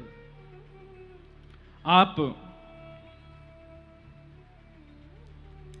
वहां दर्शन के लिए गए, सब शिष्यगण खड़े थे, साथ में आचार्य चरण भी खड़े थे, पर्दा लगा हुआ है, अभी पुजारी जन कुछ पूजा आदि कर रहे थे। और जैसे ही पर्दा हटाया और उस शिला पर जब ठाकुर जी के श्री चरणों का दर्शन किया, चरणों का दर्शन करते ही आपके चित्त में जो श्री राधा भाव था, किशोरी जी जब श्री चरणों के चिन्ह देख करके जैसी हो जाती थी वैसा अनुभव आपको होने लगा। आपके श्री अंग के कंपायमान शुरू होने लगे, नेत्रों से अश्रु प्रवाह होने लगा और आप उन चरण चिन्हों को देख करके हे हरि हे हरि हे हरि हे हरि हे हरि हे हरि कह करके आनंदित हो गए। दौड़ करके गए और चरण चिन्ह को ले लेकर के कभी माथे से लगाएं, कभी अंग से लगावें। बंधुओं, ये पूरी लीला सुनिएगा आगे तक तो मन में ये विचार कीजिएगा, ये स्वयं कृष्ण ही चैतन्य बन करके आए हैं, बस भाव किशोरी जी का है। जब ठाकुर जी याचना कर रहे थे कि हे श्यामाजू अपना हृदय मुझको दे दीजिए, तब किशोरी जी कहती हैं हंस करके, सह नहीं पाओगे, ये तो मैं थी जो सह गई। ठाकुर जी बोले आप अभी मेरा बल जानते नहीं हो। किशोरी जी बोली मैं सब जानती हूं, मैं फिर भी कह रही हूं आप गिरिराज जी धारण कर सकते हो, आप कंस वध कर सकते हो, आप कुबलिया पीड़ हाथी को उठा सकते हो, लेकिन आपके प्रेम का विरह आप नहीं सहन कर पाओगे। ठाकुर जी बोले मैं कर लूंगा, एक बार दीजिए। तो आज पहली बार चरण दर्शन हुए हैं और चरण दर्शन करते इतने व्याकुल हो गए, विह्वल हो गए, दौड़ करके गए, जाकर के चरण चिन्ह अंकित अंक से भरने लगे। कहां है मेरे श्याम, कहां है मेरे मधुसूदन, कहां है मुरलीधर, कहां है, ढूंढने लगे। शरीर कंपायमान होने लगा, नेत्रों से अश्रु अविरल धारा गिरने लगी, नेत्र ऊपर को चढ़ गए और आप ढूंढते ढूंढते ढूंढते गिर पड़े। इतने में ही वहां माधवेंद्रपुरी दास के एक शिष्य ईश्वरपुरी जी विराज रहे थे। उन्होंने जब देखा कि कुछ कोलाहल हो रहा है, लोग चिल्ला रहे हैं, महाप्रभु जी की स्थिति को कोई देख नहीं पा रहा है, लोग दूर खड़े होकर के देख रहे हैं और सबके नेत्रों से अश्रु, शरीर पूरा लाल पड़ गया है, हड्डियां जो ये इनको जॉइंट्स बोलते हैं, जो जहां पकड़ होती है वहां से हड्डियां अलग हो गई हैं, विरह की चरम स्थिति प्रकट हो गई है। छोटे छोटे बच्चे वो क्या जाने कि कैसे संभालना है, कोई पैर मल रहा है, कोई हाथ मल रहा है, और आप बस हे हरि हे हरि हे कृष्ण हे कृष्ण हे कृष्ण, कहां हो। जैसे गोपियां व्याकुल हुई थी, जैसे किशोरी जी व्याकुल हुई थी, वैसे व्याकुल हो गए। अचानक से आप उठ करके खड़े हो गए, दौड़ने लगे, किस दिशा में है वृंदावन, मैं जाऊंगा श्री कृष्ण के पास, जाकर के उनको अपने अंग में भर लूंगा। और आप जैसे ही उस पर्वत से वृंदावन की ओर दौड़ने लगे, इतने में ही सामने से ईश्वरपुरी जी आ गए। आपने आकर के उनको अंक में भर लिया, आप निकल करके भागने लगे, लेकिन पकड़ लिया और सब बच्चों को बुलाया, जल्दी आओ। सब बच्चों ने आकर के चैतन्य महाप्रभु के हाथ पकड़े, पैर पकड़े, और ईश्वरपुरी जी महाराज गाने लगे, प्रणत देहि नाम पाप कर्षणम। बच्चों से बोले गोपी गीत का गान करो। अरे इनके अंदर कृष्ण प्रेम का भाव जागृत हुआ है, गोपी गीत गाओ तभी शांत होंगे। जयति तेधिकं जन्मना ब्रजः श्रयत इंदिरा सस्मदत्रहि दयित दृश्यतां दिक्षुतावक स्त्वयि धृता सब स्वां विचिन्वते। जब सब बालक मिलकर के गोपी गीत का गान करने लगे, आपका स्वर धीमे धीमे शांत हो गया, और धीमे धीमे स्वर शांत हुआ और उन बालकों की स्वर लहरी में आप भी गाने लगे, एक विरहणी गोपी बन गए। और नेत्र खोल करके कहने लगे, वहां है श्याम सुंदर, वो बैठे हैं वृक्ष के ऊपर, अरे वहां नहीं है, वो तो कोई पक्षी है, अरे उधर बैठे हैं कृष्ण, वहां बैठे हैं। जैसा विरह गोपियों को और श्री किशोरी जी को, वैसा विरह चैतन्य महाप्रभु को होने लगा। थोड़ी देर तो आप शांत रहे, लेकिन जैसे ही गोपी गीत विश्राम हुआ, गोपी गीत के विश्राम होते पुनः भावावेश आ गया, फिर से दौड़ने लगे। तुरंत ईश्वरपुरी जी बोले, बच्चों इसके आगे के श्लोक आते हैं जहां पर ठाकुर जी प्रकट हो जाते हैं, उस श्लोक का गान करो तुरंत। सबने मिलकर के गाया, ताशामाविर्भूत सौरी स्मयमाय मुखाम्भुज, ताशामाविर्भूत सौरी स्मयमाय मुखाम्भुज, पीतांबरधर श्रगवी साक्षान मन्मथ मन्मथ। और जैसे ही कहा कि श्याम सुंदर गोपियों के विरह रुदन गीत को सुनकर के पीतांबरी पहन करके प्रकट हो गए हैं, आप दोनों भुजा उठा करके वहीं तमाल वृक्ष का उसके तरफ दौड़ करके गए और मेरे श्याम सुंदर आ गए, हृदय से लगा करके रुदन करने लगे। और रुदन करते करते वहीं मूर्छित होकर के गिर पड़े।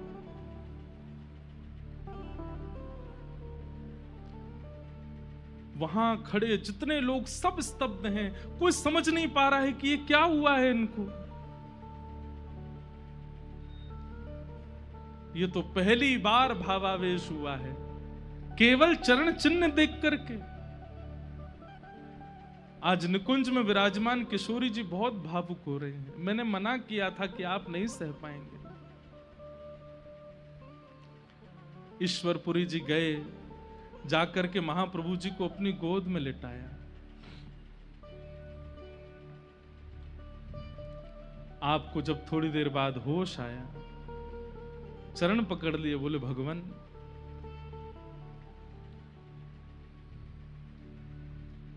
अब मुझे आप कृतार्थ कीजिए, मुझे दीक्षा प्रदान कीजिए, मुझे कृष्ण मंत्र दे दीजिए, मुझे अब एक सहारा दे दीजिए जिसके आश्रय में रह करके मैं कृष्ण को भजता रहूं।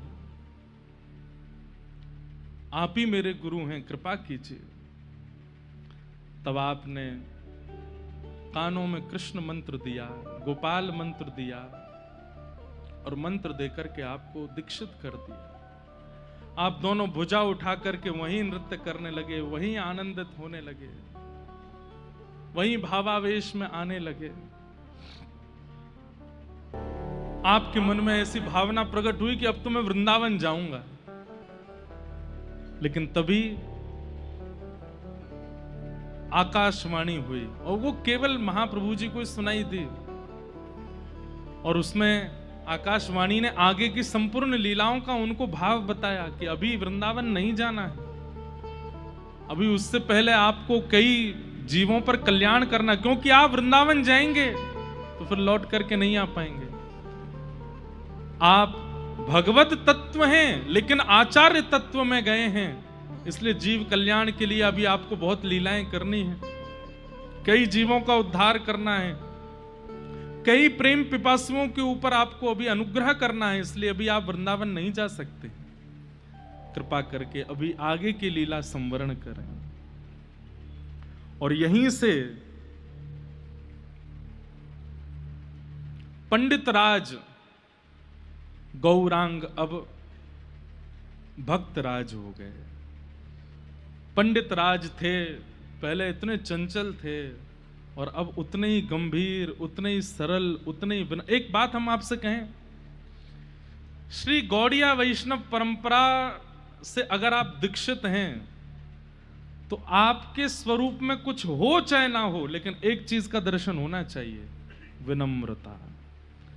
क्योंकि श्री गौरांग महाप्रभु के भाव में विनम्रता है। अगर दूर से ही विनम्रता का दर्शन हो जाएगा तो सामने वाले को ये विचार करना पड़ जाए, ये निश्चित ही गौड़िया होगा, भले ही तिलक ना दिखे उसका, उसकी विनम्रता से अनुभव हो जाए कि ये गौड़िया वैष्णव है, ये महाप्रभु जी के भाव में है। वैसे तो ये विनम्रता हम केवल गौड़ियाओं को ही क्यों कहें, सारे आचार्यों के अनुयायियों के अंदर विनम्रता होनी चाहिए, सरलता होनी चाहिए, दीनता होनी चाहिए, पर विशेष रूप से विनम्रता हमारे गौड़िया वैष्णवों में होनी चाहिए। अत्यंत दीन हो गए महाप्रभु जी।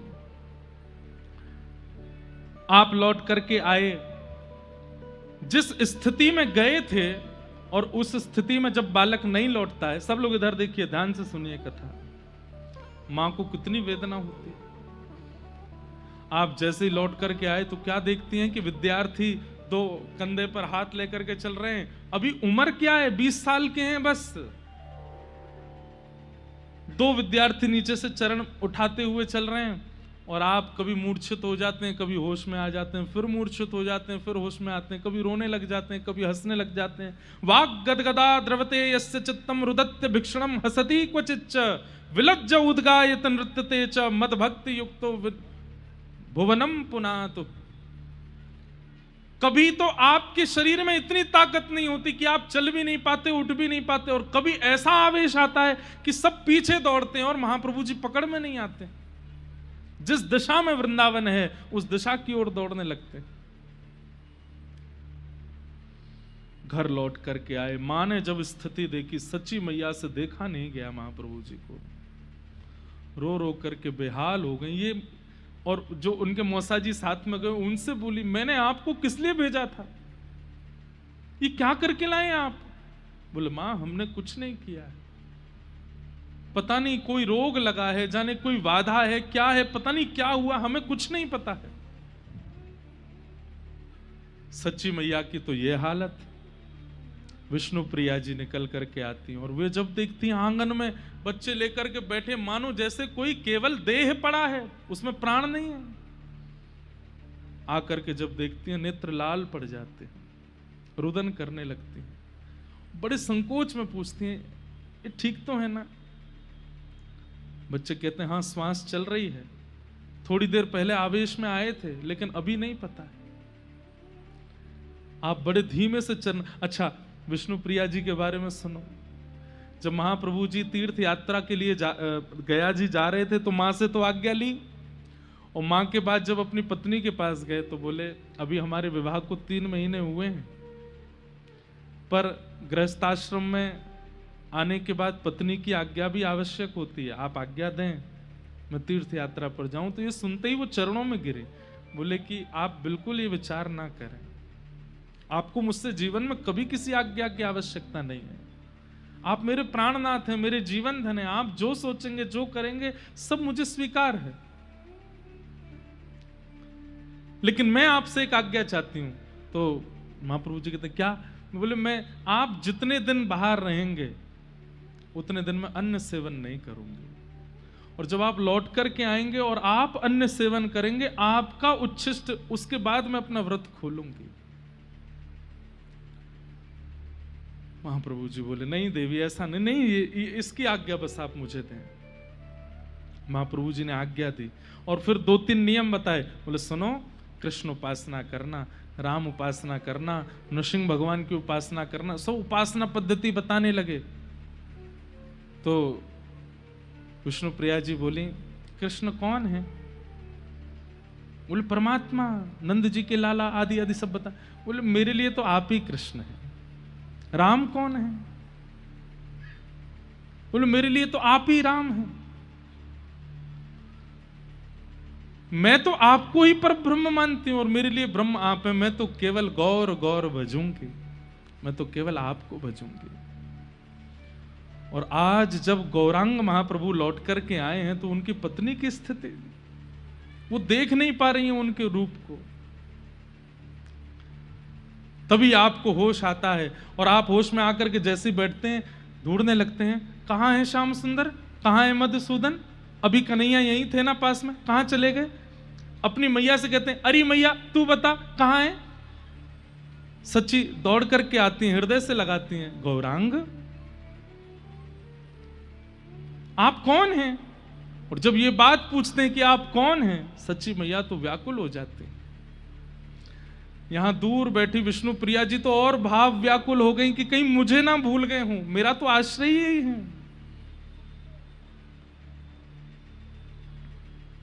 बंधुओं अत्यंत गंभीर है गौर लीला। आज भी हमारे वृंदावन में अगर कोई गौर चरित्र कहता है या गौर लीला का दर्शन करता है तो वहां पर पहले ही बाहर बोल देते हैं कि आने वाले कृपा कर जब तक लीला पूरी ना हो जाए ना, और लीला प्रारंभ होने के बाद कोई ना आवे, क्योंकि ये लीला लीला नहीं है, ये प्रत्यक्ष है।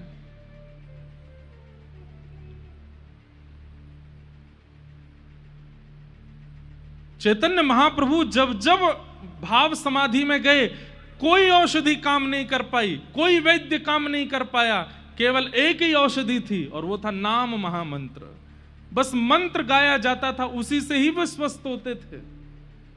और यही गोपियों की स्थिति है। आप अगर चैतन्य चरित्र सुन रहे हैं तो आप एक प्रकार से ये कह सकते हैं कि कृष्ण विरह में विहरणी आप ब्रजवासियों के चरित्र को सुन रहे हैं। एक साथ लाखों ब्रजवासियों के हृदय का भाव श्री चैतन्य महाप्रभु के अंदर दिखेगा आपको। ब्रजवासी भी ऐसे ही थे, वे भूल जाते थे। जब से ठाकुर जी मथुरा गए वे भूल जाते हमारा घर कहाँ है, हमारी मैया कौन है। कई बार तो मैयाएं रोती डोलती हमारो लाला हमें ही भूल गए हो। 2 दिन बाद उस बालक को याद आता मेरी मां कौन है। कृष्ण विरह ऐसा था। गदाधर जी आए, चैतन्य महाप्रभु उनसे बोले सुनो मुझे स्नान ध्यान करना है, प्रसाद पाने से पहले स्नान करना है। सच्ची मैया बोली लाला मैं तेरे लिए प्रसाद बनाई हूं, तू पाएगा ना? माँ ऐसे नहीं, अभी मैं स्नान करने जाऊंगा उसके बाद पाऊंगा। अभी होश में आ गए और आप गदाधर जी के कंधे पे हाथ धर के गंगा स्नान के लिए जाने लगे। बीच रास्ते में ही भावावेश आ गया और वहां कहने लगे तुम मुझे वृंदावन लेकर के जा रहे हो ना, ये सामने यमुना जी है ना, लेकिन गदाधर यमुना का जल तो श्याम वर्ण का है, ये गौर वर्ण क्यों दिख रही है? अरे ये गंगा जी, ये यमुना जी नहीं है, ये कोई और नदी है। और कहीं ऐसा तो नहीं है वृंदावन नहीं? और फिर से रोने लग जाते, अरे ये तो वृंदावन है ही नहीं, ये तो यमुना जी है ही नहीं। यमुना जी कहाँ है, वृंदावन कहाँ है? मुझे वृंदावन लेकर के जाओ। और उठ करके फिर दौड़ने लगते।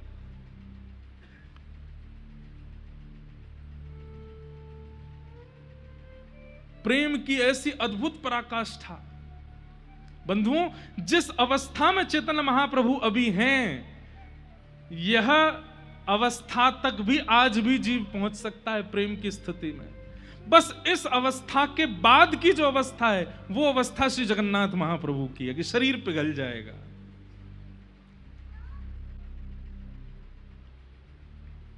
महाप्रभु जी स्नान किए, लौट करके आए, सब ठीक हैं। घर में आकर के जैसे शालिग्राम भगवान का अर्चन करने के लिए बैठे, शालिग्राम भगवान को देख के फिर भावावेश हो गया। अरे ये देखो श्याम वर्ण के कन्हैया ही तो हैं। हृदय से लगा करके फिर रोने लगे। बार बार ये ऐसी स्थिति होती, मायापुर के सारे लोग इकट्ठे हो गए हैं और सब वही चंचल निमाई, वही चंचल गौरांग को आज इस अवस्था में देख रहे हैं।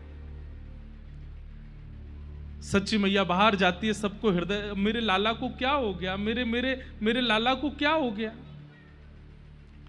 2, 4, 5 दिन व्यतीत होने के बाद अब तो बातें बनने लगी। कोई कहने लगा कि गौरांग पागल हो गया है, उसकी बुद्धि में कोई हवा चली गई है जिसके कारण वो विचलित हो गया है। कोई कहने लगा, मां तुम्हारे लाला पर कोई प्रेत बाधा हो गई है। कभी कोई वैद्य आता है, कभी कोई झाड़ फूंक करने वाले आते हैं, दुनिया भर के लोग इकट्ठे हो रहे हैं, लेकिन कोई भी पहचान नहीं पा रहा है कि ये है क्या। और सच्ची मैया सब करती है, जो आकर के जो स्थिति बता जाता है वही करने लगती हैं। मेरो लाला कैसे भी ठीक है जाए। तब श्री अद्वैत प्रभु, जब उनके कानों में यह बात गई कि सब लोग ये चर्चा कर रहे हैं कि कोई बीमारी लगी है या कोई आदि व्याधि लगी है, तब आप दौड़ करके जाते हैं और सच्ची मैया के पास जाकर के कहते हैं, मैया ये कोई रोग नहीं है, ये कोई बाधा नहीं है, ये कोई प्रेत नहीं है, तो ये कृष्ण प्रेम की चरम स्थिति है मां। ये कृष्ण विहरणी भाव है, जिस भाव में आपका लाला है। बोले मैं कैसे मानूं इस बात को। तभी आप हरि बोल संकीर्तन करने लगे, तो जो चैतन्य महाप्रभु अति व्याकुल हो रहे थे, नाम संकीर्तन सुनते ही आप शांत हो गए। तब से ये नियम बन गया, जो भी महाप्रभु जी के पास जाते हैं केवल नाम गाते हैं, और वो नाम सुन करके ही आप शांत होते हैं, नाम सुन करके ही आप व्यवस्थित होते हैं। विद्यालय अब धीरे धीरे स्वस्थ हो गए तो पढ़ाने के लिए जाते हैं, लेकिन विद्यालय में जाकर के पढ़ा नहीं पाते हैं। वहां पर भी विद्यार्थियों के साथ नाम संकीर्तन करने लगते हैं। पोथी बांधी एक बार, फिर जीवन में दोबारा खोली नहीं, वो बंधी ही रही। केवल नाम आश्रित हो गए, नाम कहते हैं, नाम गाते हैं, नाम में ही जीवन है पूरा। ऐसे महाप्रभु जी की स्थिति हो गई। आगे जगन्नाथ मिश्र जी, महाप्रभु जी के पिताजी, उनके ही एक मित्र हैं, उनका नाम है श्रीवास। अद्वैताचार्य जी ने उनसे कहा कि तुम अपने यहां नाम संकीर्तन किया करो और श्री चैतन्य महाप्रभु के अनुगत्य में उस कीर्तन का भाव रखा करो। भावावेश की स्थिति अब थोड़ी समाप्त हो गई थी। आप भाव से वहां जाते और नाम संकीर्तन करते, लेकिन क्योंकि मुगल आक्रांता थे और वे मुगल किसी को नाम जप आदि और ये भक्ति भजन आदि सब करने नहीं देते थे, तो उनके भय के कारण कई लोग नाम संकीर्तन में नहीं आते थे। तो एक दिन सब लोगों को चैतन्य महाप्रभु ने बुला करके कहा कि आप लोग नाम संकीर्तन हम लोग यहाँ करते हैं, तुम क्यों नहीं आते हो।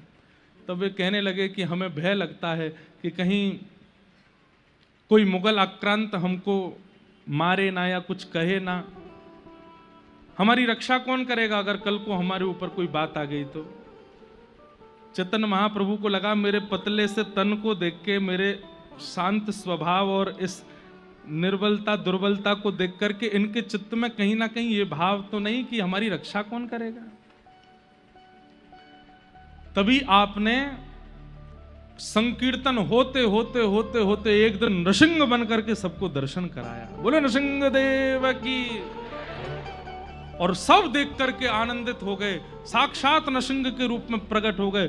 थोड़ी देर में ही आप वराह बन गए और वराह नृसिंह दोनों रूपों का दर्शन करा के पुनः आप चैतन्य बन गए और सबके चित्त में विश्वास दिला दिया कि चिंता नहीं करो, अगर कल को नाम संकीर्तन भजन संकीर्तन में कोई बाधा आएगी तो हम नृसिंह रूप धारण करके उसका वध कर देंगे, लेकिन आपके भजन में विक्षेप नहीं आएगा। और इस भाव से और भीड़ जुटने लगी। पूरी मायापुरी एवं बंगाल के कोने कोने में चैतन्य महाप्रभु के नाम और उनके भाव और उनके प्रेम की स्थिति पहुंचने लगी। कई लोग तो उसको पाखंड समझते थे, कई लोग उसको कोई जादू समझते थे, क्योंकि दूर बैठ करके अपमान करने वाले भी जब चैतन्य महाप्रभु के सामने आते थे तो उनके मुख से भी हरि बोल हरि बोल हरि बोल अपने आप प्रकट हो जाता था, केवल दर्शन मात्र से। कोई परिवार के लोग कहते कि हमको चैतन्य महाप्रभु के पास जाना है, तो परिवार के लोग डांटते, कहां जाओगे, कोई पाखंडी बाबा है, किसके यहां जाना है। लेकिन वही परिवार के लोग जब अपने बालकों को लेकर के आते तो महाप्रभु जी की एक झलक पड़ते ही वे परिवार के लोग भी नाम संकीर्तन में उन्मत्त हो जाते थे। ऐसा आपका स्वरूप है।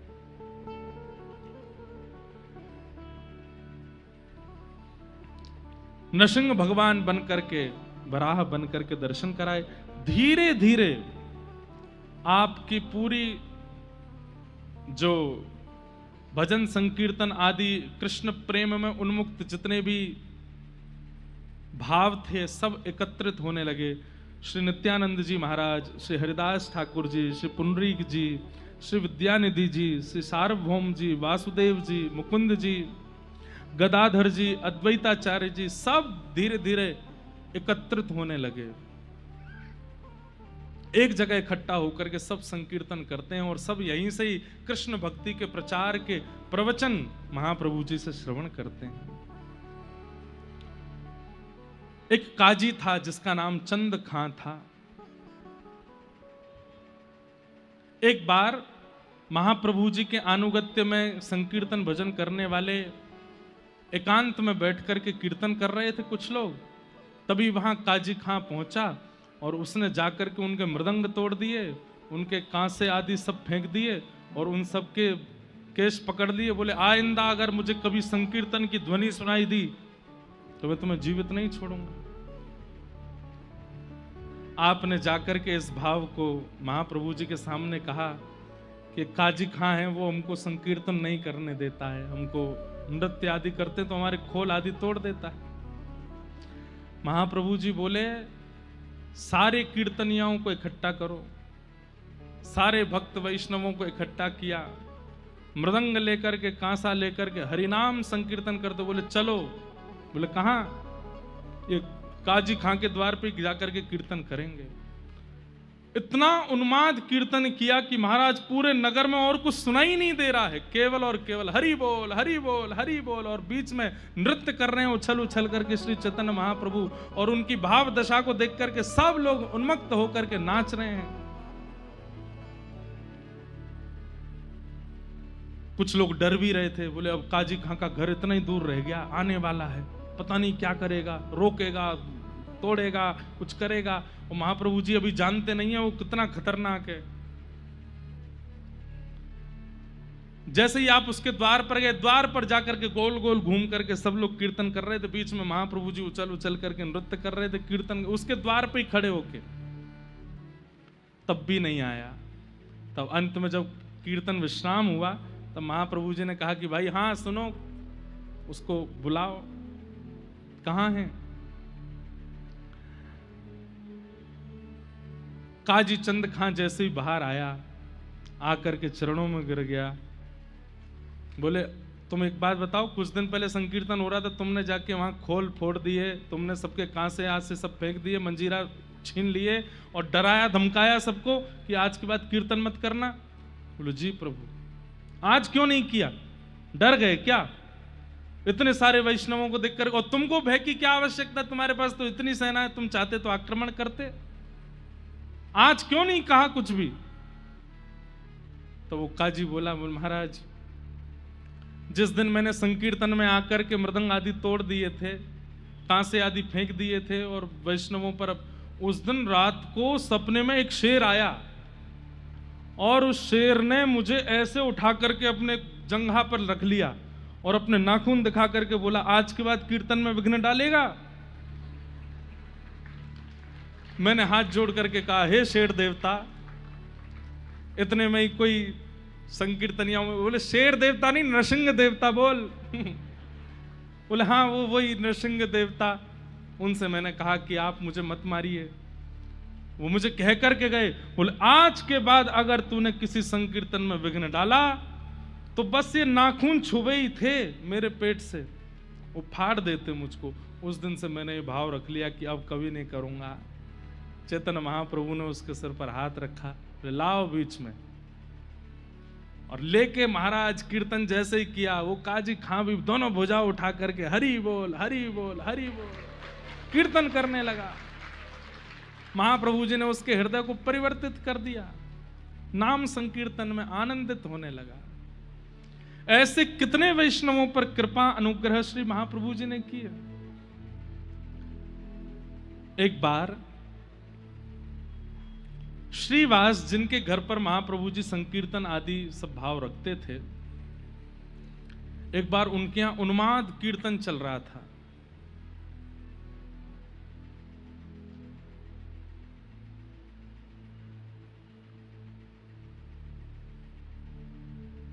उन्माद कीर्तन, सब नाच रहे थे, गा रहे थे, हरि हरि बोल बोल करके सब कीर्तन कर रहे थे।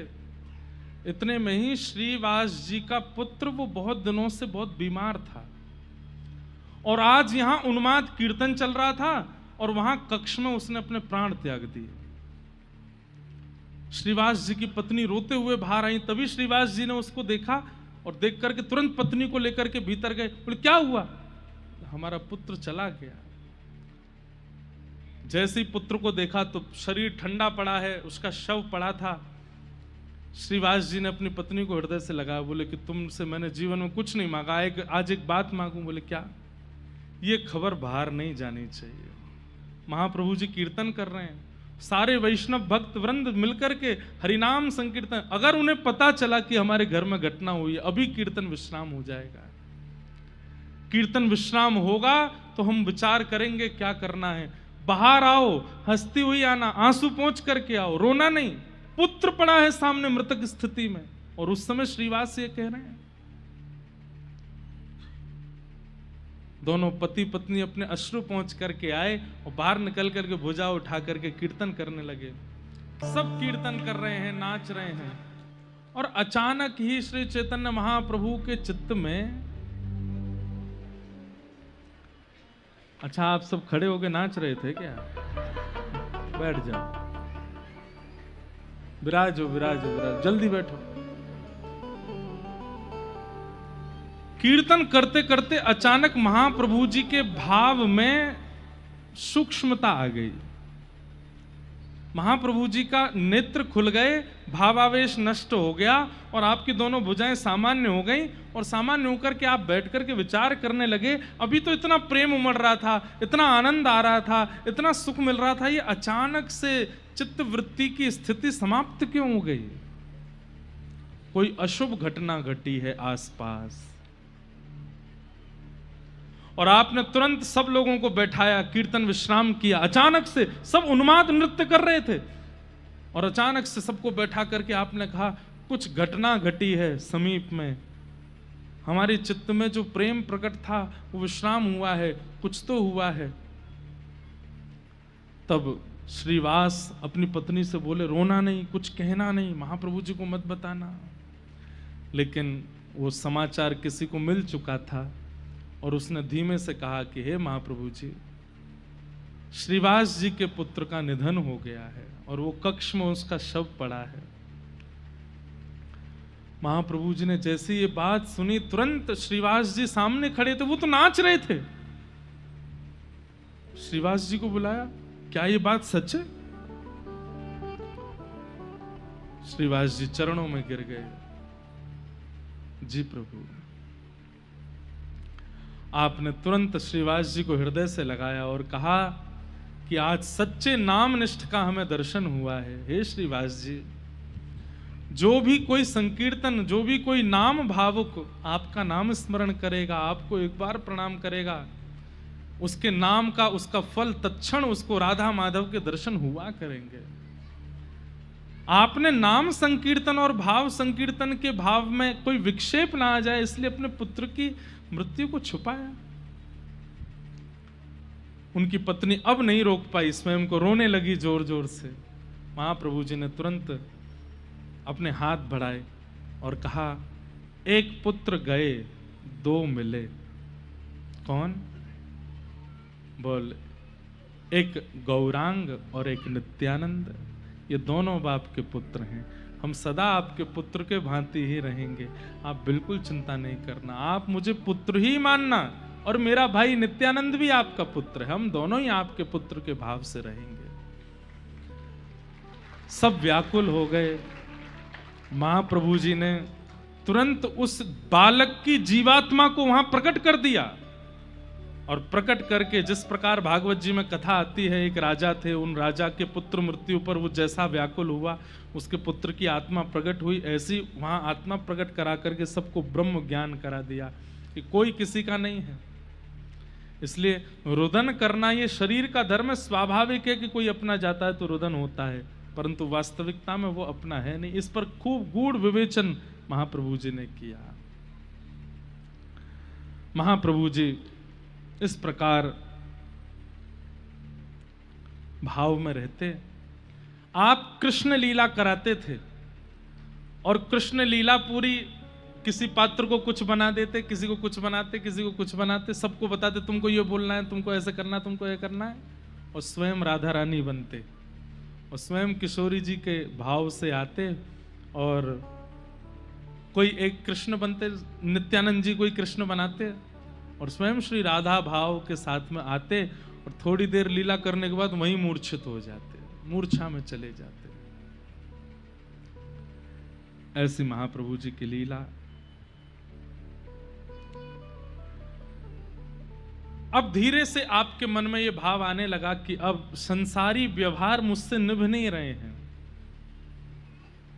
तब आप अपने घर गए और सची माता और विष्णु प्रिया दोनों से कहा कि अब मैंने एक निर्णय लिया है, आपकी आज्ञा चाहता हूं। अब उन्होंने कहा, क्या निर्णय है? बोले, अब मुझे सन्यास लेना है। सन्यास नाम सुनते ही मां तो बोली, मैं तो पहले ही डरी हुई थी, एक बेटा चला गया, दूसरा भी ना चला जाए। पर महाप्रभु जी बोले, इसमें कुछ बुरा नहीं है मां, पर मैं संसार के व्यवहार निभा नहीं पाऊंगा। आप देख रही हैं मेरी स्थिति क्या है, मैं घर में रहते हुए भी नहीं रह पाता हूं, मेरे से नहीं निभ पाते हैं ये भाव। अब मैं सन्यास लेना चाहता हूं, आप आज्ञा दें। सच्ची मैया तो बहुत व्याकुल हो गई, रुदन करने लगी। बार बार महाप्रभु जी हृदय से लगाते हैं।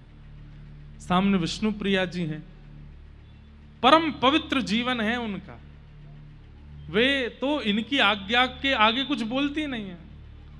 महाप्रभु जी बोले, आप भी आज्ञा करें। विष्णु प्रिया जी भावुक हो गए, बोली, मैंने तो आज तक आपसे कुछ कहा ही नहीं, आप जिस इच्छा में रहते हैं वो इच्छा मेरी इच्छा रहती है।